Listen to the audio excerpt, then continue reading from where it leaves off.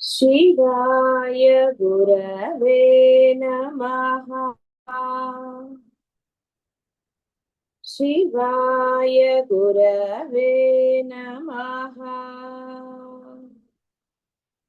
शिवाय गुरवे नमः। शिवाय गुरवे नमः। शिवाय गुरवे नमः। కాబట్టి అమ్మ అందరికీ తల్లి, శ్రీమాత, శ్రీ మహారాజ్ని. ఆవిడ రూపం దాల్చిన కూడా దివ్యంగానే ఉంటుంది. దివ్య విగ్రహ అంటే ఎక్కడా కూడా అమ్మని కొలవటానికని గాని ఇంతే అని చెప్పటానికి గాని వీలు లేని పరిస్థితి. అంతే, ఇంకా చెప్పలేమండి అని ఏదైతే మనం మాటలు ఆపేస్తామో ఆ విధంగా అమ్మ యొక్క రూపం అనండి, ప్రభావము, శక్తి ఏదైనా కూడా ఇంకా దాన్ని మించి చెప్పడానికంటూ ఏమీ లేదు. మాటలు ఆగిపోయిన చోట అన్నట్టుగా అలా ఉంటుంది. క్లీం కారీ, క్లీం కారీ. క్లీం అనేది ఒక బీజాక్షరం. ఎప్పుడు కూడా బీజాక్షరాలు చాలా శక్తివంతమైనవే, అందులో సందేహం లేదు. కాబట్టి నేను అనుకుని చదివేస్తాను అనడానికి లేదు, మననం చేస్తాను. ఎందుకంటే అవన్నీ గురుముఖత ఉన్నప్పుడే దాని యొక్క శక్తి మీలోకి వస్తుంది. గురువు అంటే సరైన గురువు, ఉపాసనా బలం ఉన్న గురువు ద్వారా మాత్రమే. అంటే ఎవరిని పడితే వాళ్ళ దగ్గర మనం తీసేసుకున్నా కూడా దాని ప్రభావం ఉండదు. ఉపాసనా శక్తి ఉండాలి. ఆ శక్తి ఉన్నప్పుడు మాత్రమే ఈ యొక్క బీజాక్షరాల యొక్క ఇది ఉంటుంది. ఇక్కడ ఒక నామంగా ఇచ్చారు కాబట్టి దీనివల్ల మనకేమి, అందుకని ఐంకారం అనేది కూడా బీజాక్షరం.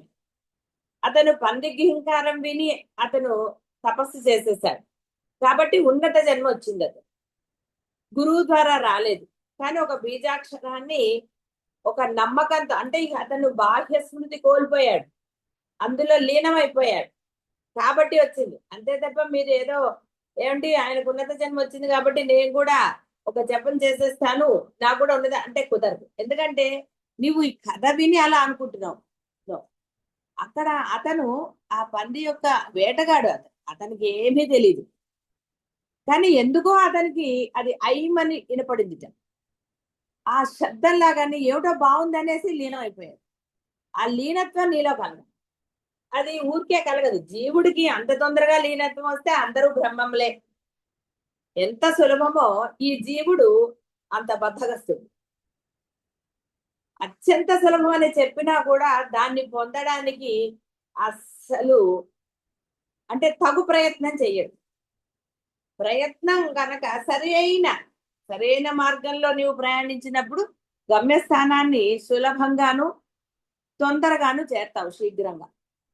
అలా కాకుండా తెలిసిన దారి అయినా కూడా ఇటు అటు తిరుగుతూ కాలయాపన చేస్తూ వెళితే గమ్యస్థానాన్ని చేరడానికి చేరచ్చు, చేరకపోవచ్చు కూడా, ఏదైనా జరగవచ్చు. పూర్వకాలం అందుకే కాశీయాత్ర చేసి వచ్చారు అంటే అతను తిరిగి వచ్చాడు అంటే అప్పుడు కాలినడకన వెళ్ళేవారు. అందుకని ఇంటికి వచ్చిన తర్వాత కాశీ సమారాధన చేసేవారు. వెళ్ళొచ్చాడు, వీడు బతికాడు, కాశీ చూసి వచ్చాడు, మనం వెళ్ళగలమో లేదో అని అతని పాదాలు నమస్కారం చేసేవారు, కాళ్ళు కడుక్కోకుండా. అంతే తప్ప ఇప్పుడు రైళ్లు బస్సుల్లో వెళ్ళేసి ఫ్లైట్లలో వెళ్ళొచ్చే వాళ్ళ కాళ్ళు ముట్టుకుంటే ఏమీ రాదు.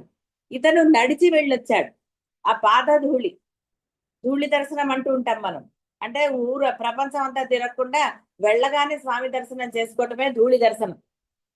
ఆ నడుచుకుంటూ వచ్చేసి మళ్ళీ రిలాక్స్ అయ్యి అలా కాదు, వెంటనే స్వామి దర్శనం, అది ధూళి దర్శనం.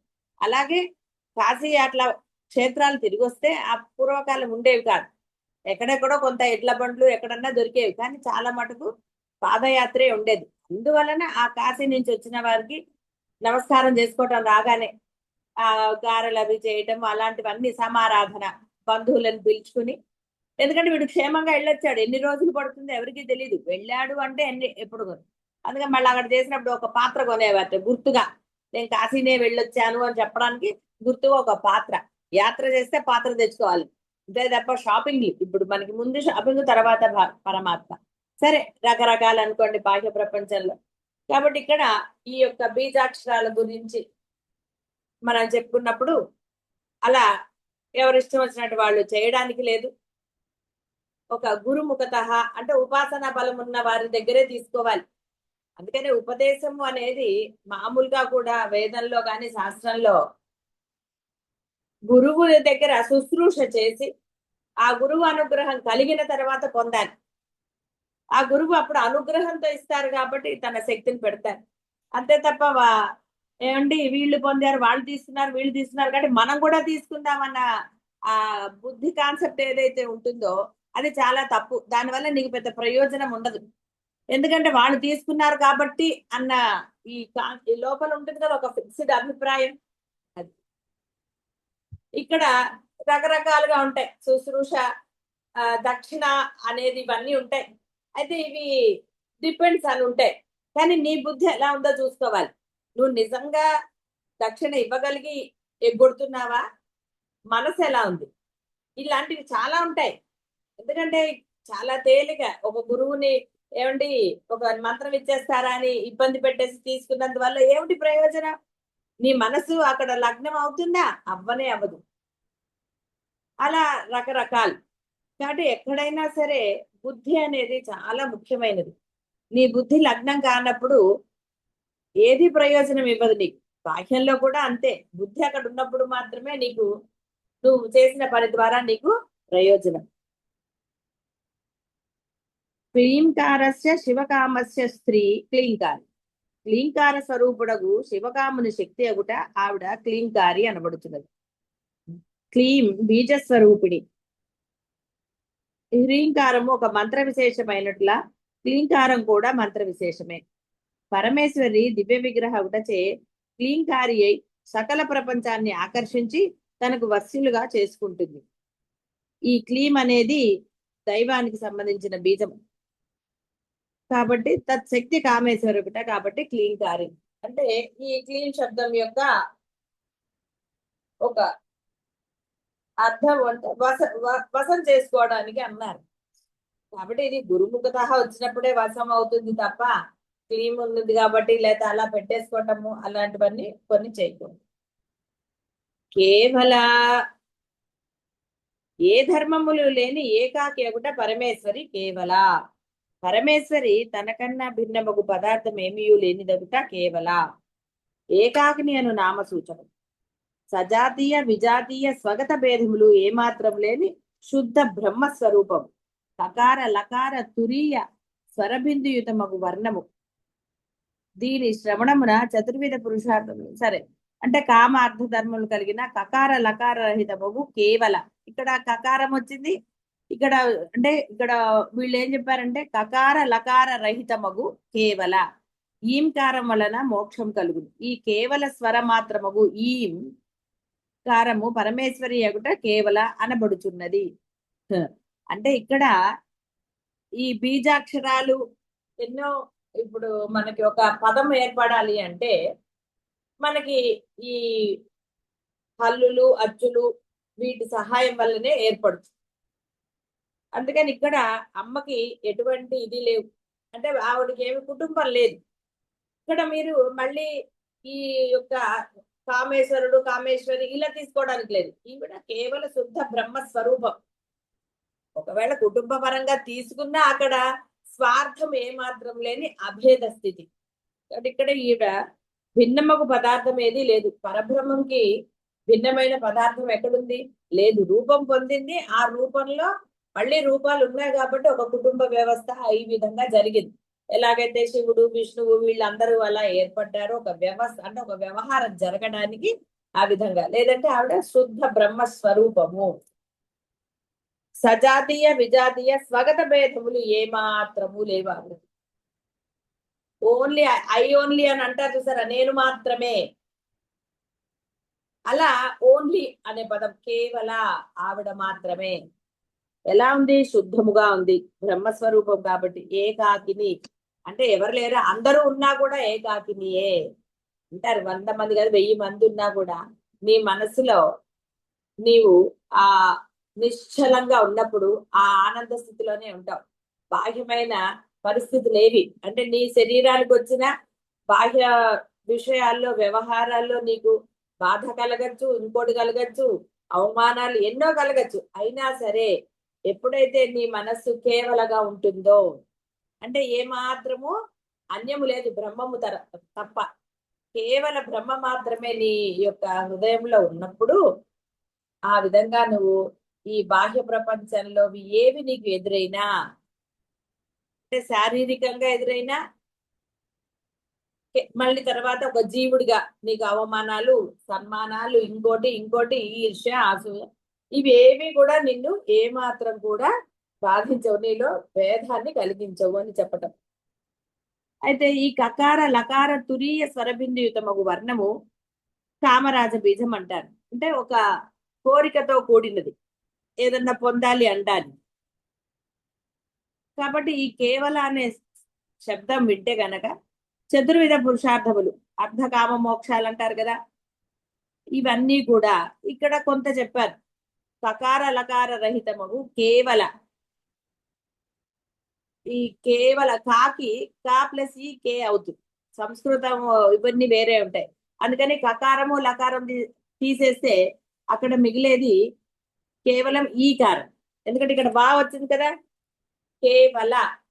ఆ వా అనేది ఒక అక్షరం కాదు అక్కడ. ఆ ఇది తీసుకున్నప్పుడు ఈ ఈకారం వచ్చినప్పుడు అలా వస్తాయి. ఇది పెద్ద ఆ మనకు అంత అక్కర్లేదు కదా ఇప్పుడు, దాని గురించిన బాధపడకండి. కానీ ఇక్కడ మనకి కకారము లకారము తీసేస్తే మిగిలేది ఈకారం మాత్రమే. అక్కడ సంస్కృతం వ్యాకరణం తెలిసి ఉండాలి.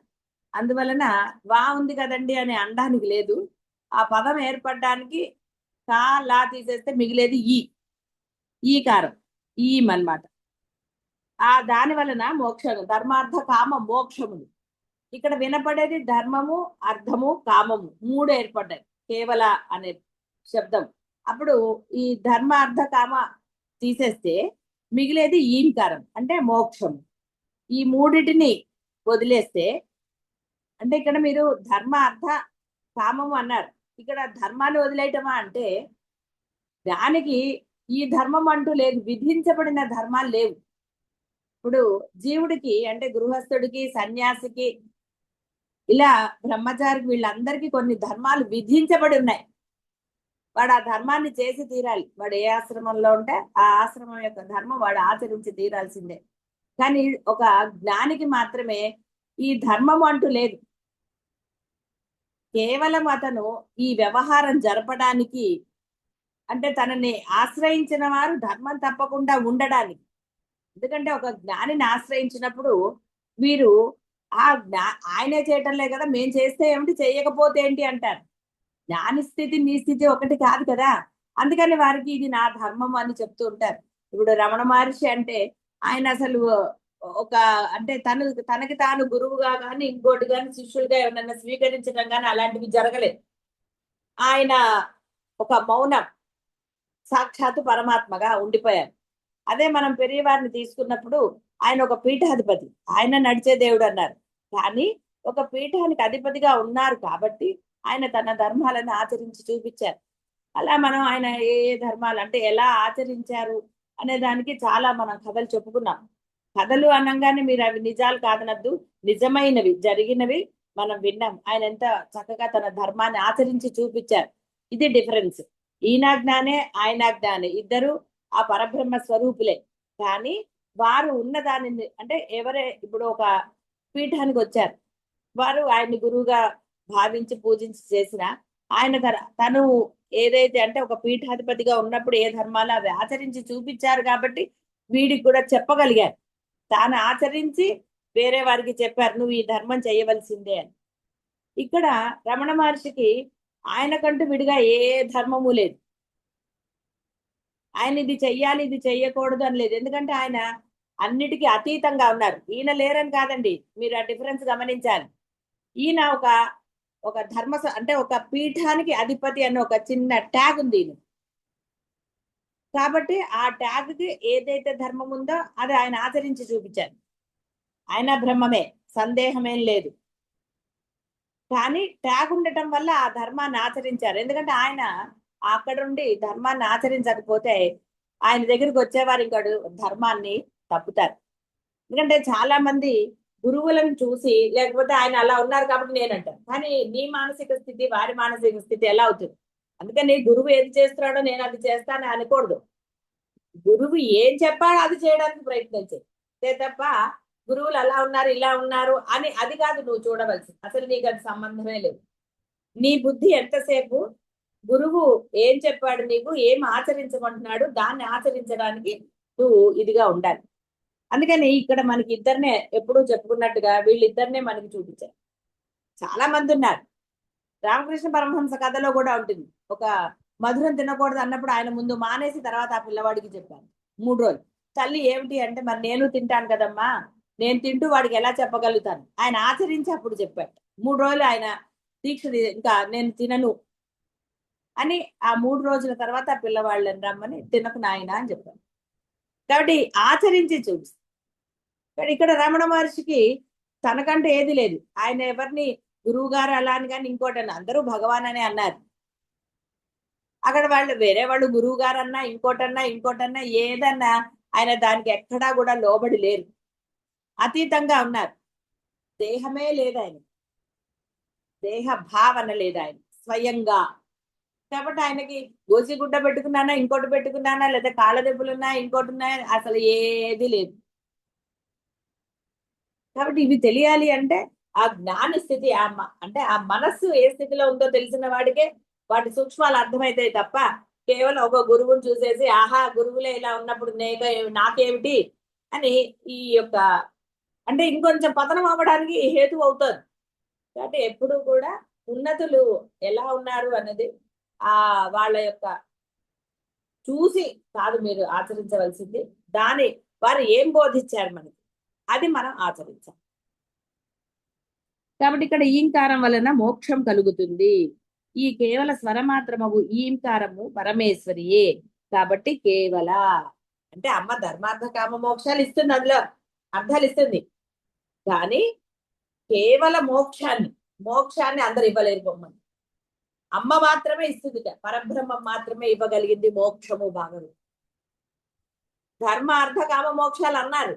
నువ్వు బాహ్యమైన ఈ దేవతల్ని పూజించినప్పుడు మోక్షం అడిగేవాళ్ళు ఎవరండి? ఎంతసేపు ఈ యొక్క అర్ధకామాలని అడుగుతారు. ధర్మాన్ని వీడు చేస్తే ఆటోమేటిక్ గా అవన్నీ కలుగుతాయి, అందులో సందేహం లేదు. ధర్మాన్ని నిజంగా మన ఒక గురువుల దగ్గరికి, అంటే మనకన్నా ఉన్నతుల దగ్గరికి, ఒక ఉపాసకుల దగ్గరికి, నిజమైన ఉపాసకులు, నేను తాంత్రిక విద్యలు అవన్నీ చెప్పను, పెద్దవారికి నమస్కారం చేస్తున్నప్పుడు కూడా ధర్మాన్ని అంటే ధర్మంగా ఉండి తీరాలి అన్న నమస్కారం చేసుకోండి. నేను ధర్మంగానే ఉండాలి తప్ప అధర్మం ఎట్టి పరిస్థితుల్లో చేయకూడదని నమస్కారం చేసుకోండి. వారు అమ్మ స్వరూపులే అనుకోండి, మీరు ఆరాధించే దైవ స్వరూపాలు అనుకుని నమస్కారం చేస్తే కనుక మీరు ఎప్పుడు ధర్మం నుంచి ఇవతలికి రారు. అందువలన ఇక్కడ ధర్మార్థ కామాలు ఆవిడిస్తుంది, ఎవరైనా ఇస్తారు. కానీ కేవలం మోక్షాన్ని ఈ యొక్క పరబ్రహ్మ స్వరూపమైన అమ్మ మాత్రమే ఇస్తుంది. కాబట్టి ఆవిడ కేవల ముందర్థాలతో వేరు. అసలైన సూక్ష్మార్థం ఏమిటి? మోక్షాన్ని, కేవల మోక్షాన్ని అమ్మ ప్రసాదిస్తుంది. అంటే ఏమండి మా కోరికలు తీరవా? ఎందుకురా అంత దిగులు? మా కోరికలు తీరవా నీ మనసులో ఉందంటే మోక్షం ఎలా కుదురుతుంది? కాబట్టి అమ్మ నువ్వే కావాలి అనుకున్న వాడికి మోక్షం లభించి తీరుతుంది. ఇవన్నీ నశించేవి. నీ కోరికలు అనండి, ఈ అర్థం అనండి, ఇంకోటి అనండి, అన్ని నశించేవి. నీ ధర్మం నశించదా? ఎప్పుడు ఒకే ధర్మంతో ఉంటావా? ఒకప్పుడు నీకు ఇది ధర్మం అనిపిస్తుంది, రెండోసారి అది అధర్మం అనిపిస్తుంది. ఎందుకంటే నీ బుద్ధి మారింది అనుకో. ధర్మం కాస్త ఇంకోటి అవుతుంది, అధర్మం కాస్త ధర్మం అవుతుంది. అందువల్ల కేవల అంటే అర్థము కేవలమైన మోక్షాన్ని ప్రసాదించే పరబ్రహ్మ స్వరూపము అమ్మ. అందుకని ఆవిడ కేవల, అంతేగాని కేవల అంటే ది ఓన్లీ అనిగా, అది మామూలు అర్థం వినగానే. ఎందుకంటే మనకి కేవలము అని మామూలు తెలుగు వర్డ్ వాడేస్తూ ఉంటాం కాబట్టి మనకు ఆ అర్థస్ఫురణ వస్తుంది. కాబట్టి ధర్మ అర్థ కామాలు ఇస్తుంది, అందులో సందేహం లేదు. కానీ మోక్షం అసలైనది ఇచ్చేది మాత్రం కేవలం అమ్మ మాత్రమే. ద ఓన్లీ 1% అంటారు కదా.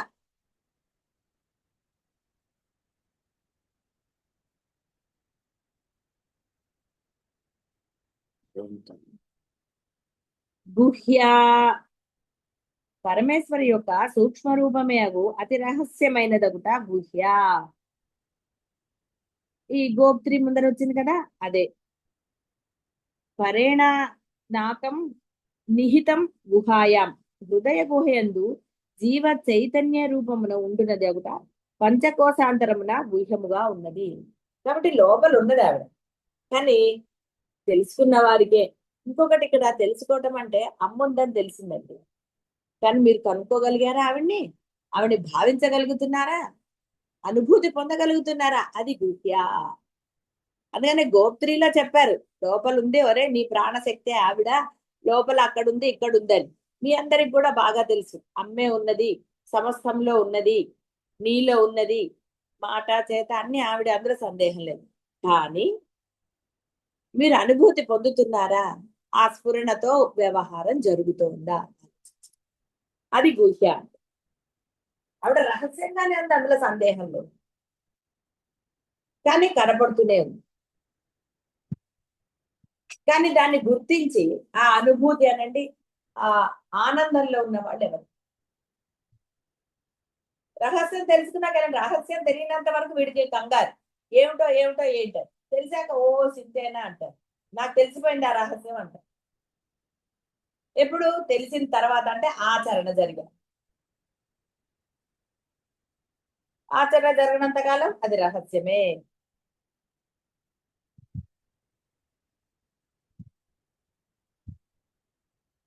ఏదంతం పంచకోశానం గుహా శబ్దేన గీయతే. గీయతే అంటే అది వాక్ అండి, గీయతే అంటే పాట పాడారంట, చెప్పబడుతున్నది అని. పరమేశ్వరి గుహ్య అనబడుతున్నది.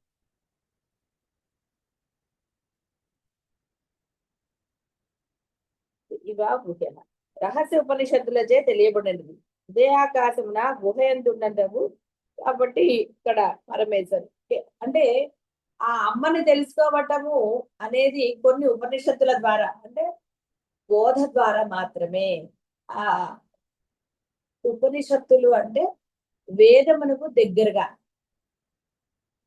పరబ్రహ్మమునికి దగ్గరగా ఉండటం వల్ల మాత్రమే తెలియబడుతున్నది, తెలుస్తుంది ఇన్ఫర్మేషన్ ఇక్కడ. అంతే తప్ప కేవలం వినటం వల్ల, వారు వీరు చెప్పటం వల్లనో కాదు. కశ్చిత్ అన్నారు కదా, ధీర శృణోతి, ఇవన్నీ కాదు. వినటం వల్ల, చెప్పటం వల్ల, వీటి వల్ల, ఆచరణ వల్ల మాత్రమే. కాబట్టి అమ్మ గుహ్య ఆ ఉపనిషత్తులు అంటే బోధ ద్వారా మాత్రమే. ఆ బోధ విన్నా కూడా వీడు అనుభూతి పొందాలి. పొందినప్పుడే ఆ యొక్క అమ్మ యొక్క అసలైన తత్వం అనండి, రూపం అనండి, ఇంకోటనండి. కాబట్టి అసలైన రూపం అంటే అర్థము నామరూపరహిత స్థితిని పొందుతాడు విధానం. అందుకని నీవు అహం బ్రహ్మాస్మి స్థితి పొందితే అది గుహ్యంగానే ఉంటుంది. అంతేగాని నీ స్వరూపం ఎక్కడికి పోతుందండి? దేహం, రమణ మహర్షి ఉన్నారు, ఆయన కనపడకుండా పోయారా? ధ్యానం అయిపోతే పెరియవారు కనపడకుండా పోయారా? గుహ్య అంటే జ్ఞానం ఎప్పుడు రహస్యంగానే, చూడగానే వాడు జ్ఞానం కాదో మీకు ఎలా తెలుస్తుందండి? మీ బుద్ధి అనుసారం మీరు ఇది చేస్తారు. కాబట్టి గుహ్య, నీలో ఉన్న జ్ఞానము గుహ్య. ఆయన భగవాన్ అనేది గుహ్య. ఏమిటండి భగవాన్? మామూలు వాడికి ఏం తెలుస్తుందండి? ఏమిటో ఇన్ని భగవాన్ అంటారు, అంతే అనుకుంటాడు తప్ప వాడికి. కానీ ఎవడైతే ఆ రహస్యాన్ని తెలుసుకున్నాడో, దాన్ని కొంతైనా అనుభూతి పొందాడో, వాడికి అసలైన ఆ జ్ఞాన స్వరూపం అర్థమవుతుంది. పొందిన వాడికి అది ఎప్పుడు రహస్యంగానే ఉంటుంది. రమణ మహర్షిని చూడగానే అందరికి ఆయన భగవాన్ అని తెలుస్తుందండి. వీడు అన్నాడు కాబట్టి వీడు అంటారు. ఆయన ఎంత జ్ఞాన స్వరూపుడు, ఆయనకి తెలియంది లేదని ఎవరండి అర్థం చేసుకునేది? ఒకరి గురించి తెలియాలంటే ఇంకోటి ఉండాలి. కాబట్టి ఒక జ్ఞాన స్థితి తెలియాలంటే వాడికి కూడా జ్ఞానం ఉండాలి. కాబట్టి రమణ మహర్షి నీ గురువుగా స్వీకరించాలంటే నీకు జ్ఞానం అంటే ఏదో మినిమం అన్నా తెలిసి ఉండాలి, అసలంటే ఏమిటి అని. ఆయన స్థితి ఏమిటో నీకు తెలియాలి. తెలియకపోతే పోలే ఈయన పెట్టా నేను నమస్కారం పడేస్తే పడు ఉంటుంది, ఎప్పుడో ఒకప్పుడు పనికి వస్తుంది అనుకుంటాడు. ఇప్పుడు అందరూ వస్తారండి టూరిస్ట్ బస్సుల్లో, పాపం వాళ్ళకి ఆ దేహానికి అక్కడికి ఉంది కాబట్టి వచ్చింది. వాళ్ళు ఒక జ్ఞానం కోసము ఆయన పరమ గురువు అనో భగవాన్ అన్నో భావనతో వస్తారా? అందరూ ఏమీ రాదు. వస్తే అంత హడావుడు అక్కర్లా. ఆయన చెప్పినట్టుగా ఎక్కడ లేడు, ఆయన సర్వత్రా ఉన్నాడు. అక్కడికే పరిగెత్తుకుంటూ వెళ్ళక్కర్లేదు. కాబట్టి ఆ స్థితి తెలిసి అనుభూతి తెలిసిన వాడికి అది రహస్యం. బోర్డు పెట్టి తిరగక్కర్లా నేను భగవానను, నేను జ్ఞానినను, ఇంకోటనో ఎవడు పెట్టుకోడు కదండి. ఇప్పుడు వాడు మూర్ఖుడో జ్ఞానో అంటే వ్యవహారంలో కూడా మొండివాడో ఇంకోటి ఏమవుతుందండి, వాడితోటి వ్యవహారం జరిగినప్పుడు కదా తెలుస్తుంది అవతల వాడేంటో. అంటే నువ్వు జ్ఞానిగా ఆచరణలో పెట్టినప్పుడే అవతల వాడు జ్ఞానా కాదా నీకు అర్థమవుతుంది. లేదా ఏం తెలుస్తుందండి? అందుకే గురువుని కూడా గ్రాంటెడ్ గా తీసుకోవటం ఎందుకు అవుతుందంటే నాలాంటి వాడే గురువు, కాకపోతే ఏమన్నా కోరికలు తీరుస్తున్నాడు కాబట్టి కాస్త రెస్పెక్ట్. ఇవన్నీ తాంత్రిక విద్యల్లో కుదురుతాయండి. సద్గురువుల పట్ల మీరు అలా ఉంటే మీరు ఎంత అధోగతి పొందుతారో ఆలోచించు. అందుకనే సద్గురువు అనే శంకరులు ఎందుకు పదే పదే చేశారు? జ్ఞాని లక్షణాలను ఎందుకైనా వివరించారు. ఆయనకు అవసరం లేదు జ్ఞాని లక్షణాలు విడిగా చెప్పక్కర్లేదు, కానీ చెప్పారు ఒరే నువ్వు పొరపాటు పడకు అంటే. వ్యవహార గురువు ఎవరు, ఆ సద్గురువు ఎవరు, ఈ డిఫరెన్స్ ఆయన చెప్పారు. ఈ సద్గురువుని ఎట్టి పరిస్థితుల్లో వదలకు, ఆ సద్గురువు దగ్గర నువ్వు ఎలా ఉండాలో కూడా చెప్పు. ఎందువల్ల నువ్వు మళ్ళీ అధోగతి పొందకుండా. ఎన్ని జన్మలో ఉన్నాయిరా భయంకరమైన జన్మలు. ఎందుకంటే ఏ దోషమైనా వెళ్తుంది, కానీ గురువు పట్ల చేసిన దోషం తీసేసుకోవాలి అంటే చాలా కష్టపడాలి. అది అంత తేలిగ్గా నశించేది కాదు. అందుకనే ఎందుకంటే పదే పదే చెప్తారు అంటే గురువు పట్ల నువ్వు చేసిన దోషం తెలిసే చేస్తావు, తెలియకుండా చేస్తారండి, తెలియనట్టుగా వ్యవహరిస్తారు. మీరు దోషాలు చేసి నిజంగా దోషాన్ని ఒప్పుకుంటారండి, మనసులో ఒప్పుకుంటారు. చూడండి, గురు సమక్షంలో ఒప్పుకునే ధైర్యం ఉందా? ఆ ధైర్యం ఉన్నవాడు మరల దోషం లేదు, ఒప్పుకోలేరు వాడు, ఎందుకంటే అహంకారం. కాబట్టి ఈ విధంగా ఉన్నది కాబట్టి రహస్యం. అంటే ఆ అమ్మని పొందాలి అంటే నీలో వ్యవహారాల పట్ల ధర్మం ఉండాలి. అందుకని ఆవిడ రహస్యంగానే పొందాలి. అంతఃకరణ ద్వారా పొందగలిగిందే తప్ప బాహ్యంలో నువ్వు ఎన్ని పూజలు చేసినా ఎన్ని క్షేత్రాలు తిరిగినా ఇంకోటి చేసినా ఆవిడని పొందగలుగుతారా? పరబ్రహ్మాన్ని పొందలేవు నీ. కాబట్టి ఈవిడ రహస్యం. ఇలా ఇది చెప్పాలంటే గుహ్యాకి మనం ఎన్ని రోజుల్లో చెప్పచ్చు, ఎంతో ఉంటుంది. కాబట్టి ముందర మనకి తెలియవలసింది ఏమిటి? ఈ రహస్యం తెలిస్తే గురువుల పట్ల మనం ఎలా ఉండాలి. ఎందుకంటే అలా ఉంటే కదా నువ్వు జ్ఞాని అవుతావు. గురువు పట్ల దోషం చేస్తే ఇంకా నీకు జ్ఞానం ఈ జన్మ ఎన్ని జన్మలు ఎత్తినా దొరకదు. అందులో తెలిసిన దోషం, తెలిసి చేసిన దోషాలు ఒప్పుకోకపోవడం ఇంకొక దోషం. గురు సమక్షంలో కూడా మనసులో ఒప్పుకుంటారు, బాహ్యంగా నోరు తెరిచి చెప్పరు. చూడండి ఎంత అహంకారం. అందుకే అమ్మవారి ముందర అంటే భగవంతుడి ముందు ఏడవటం కూడా తెలిసి ఉండాలని చెప్తారు రామకృష్ణులు. ఏడవరా అంటాడు, ఏడు నువ్వు, ఎందుకు నేను ఈ వ్యవహారంలో ఇంకా ఉంటున్నాను అని ఏడవాలి. బయట వాళ్ళ దగ్గర నాకు కష్టాలు వచ్చాయని ఏడవటం అనవసరం. వాడు తీరుస్తాడు తీర్చడు, నీకు ఏదైనా జరగచ్చు. కానీ ఆ నీవు ఆరాధించే దైవం ముందర గనక నీవు ఏడవాళ్ళ. ఆ ఏడుపు రాదు అందరికి, ఏడవాళ్ళ. అమ్మాయి ఏమిటమ్మా ఇది, నాకు నీవే కావాలంటున్నానే, ఏమిటి ఈ వ్యవహారం, నన్ను ఇలా ఇది చేస్తాను, నన్ను రక్షించమ్మా అని అట్లా ఏడవాలి. అలా ఏడిస్తే అప్పుడు వాడి కర్మ నశించి వాడికి అమ్మ యొక్క. అందువల్లనే దోషాలు ఎందుకు చేయొద్దని పదే పదే చెప్తారు అంటే ఈ గురువు పట్ల దోషం అనేది సద్గురువుల పట్ల నేను చెప్పాను. ఆ దోషం అనేది మీరు నిజంగా పశ్చాత్తాపడి సమక్షంలో ధైర్యంగా ఒప్పుకున్నప్పుడు మాత్రమే. ఒప్పుకోనప్పుడు గురువుకి ఏం అవసరం అంటే మిమ్మల్ని క్షమించడానికి. గురువు కాబట్టి మీతో మామూలుగానే వ్యవహారం చేస్తా. కాబట్టి ఇక్కడ చాలా గుర్తుపెట్టుకోవాల్సింది దైవం పట్ల. ఎస్, దైవం పట్ల కూడా చేస్తారు కదా. ఏదో ఇంట్లో ఏదైనా ఉంటే ఫ్రిడ్జ్ లో మూలు ఉంటారు, అది తీసుకొచ్చి నైవేద్యం పెట్టండి అంటారు. వ్రతాలు నోములు చేసినప్పుడు బ్రాహ్మడికి పోయేవే దక్షిణ ఇస్తాం కదా అని ఇలా మనం అవన్నీ కూడా నేను మీకు ఇంత ముందే చెప్పాను. దైవం పట్ల గురువుల పట్ల ఎప్పుడు కూడా లోభత్వం చేయరాదు. ఎక్కడ లేని లోభత్వం అంతా ఇక్కడే ఉంటుంది. డాంబికం ఆడంబరాలు ప్రదర్శిస్తారు. అదెందుకండి? ఏ దైవం దగ్గర నువ్వు అర్థిస్తున్నావో చేయి చాపి, స్వామి నాకు ఈ కోరిక తీర్చని గురువుల దగ్గర యాచిస్తున్నావో వాళ్ళ దగ్గర నీవు ఎలా ఉండాలా. కానీ అక్కడ దోషాలు చేస్తున్నావు, వారికి సమర్పించే పట్ల దోషం చేస్తాం. ఆ బ్రాహ్మడికి గౌరవం ఇస్తారండి? ఇంటికి వచ్చిన బ్రాహ్మడికి ఇచ్చి తీరాలి, నమస్కారం చేసి తీరాలి. ఎందుకంటే నువ్వు బ్రహ్మగా పిలిచావు. అతనిలో విద్య ఉందా లేదా ఇంకోటి నీకు అనవసరం, నువ్వు అతన్నే కదా పిలిచావు. నాకు మంత్రాలు రావు, నువ్వు మంత్రం చెప్పాను, అప్పుడు నువ్వు వేద పండితులనే పిలు, మంచి వాళ్ళనే పిలు, వేదం చదువుకున్న వారిని పిలు. వారి నువ్వు అక్కడ లోభత్వం పొంది ఏదో మామూలు వాడిని పిలిచేసుకున్నావు అనుకుందాం. ఎస్, పిలిచావు కదా, సరెండర్. ఆ పూజ అయ్యే వరకు అతనే బ్రహ్మ. ఏదైనా దోషాలు ఉంటే అతనికి పోతాయి. నువ్వేం చేస్తున్నావు? అతని దోషాలతో సహా నువ్వే తీసుకుంటావు. ఎందుకు? లోభం చూపిస్తున్నావు. పూజారికి కనీసం రెస్పెక్ట్ ఇవ్వరండి. నేను చాలా చూస్తాను. మినిమం రెస్పెక్ట్ ఇవ్వాలి. కాబట్టి ఈ విధంగా దోషరహితులైతే కేవల ఆ మోక్షాన్ని అమ్మ అత్యంత సులభంగా ముగిస్తుంది. అందరూ కూడా ధర్మపరులై ధర్మార్థ కామాలు అనేది ఎప్పుడూ ఉంటుంది. అలా కాకుండా చక్కగా మోక్షాన్ని పొందడానికి ప్రయత్నం చేయండి. శుభం భూయాత్.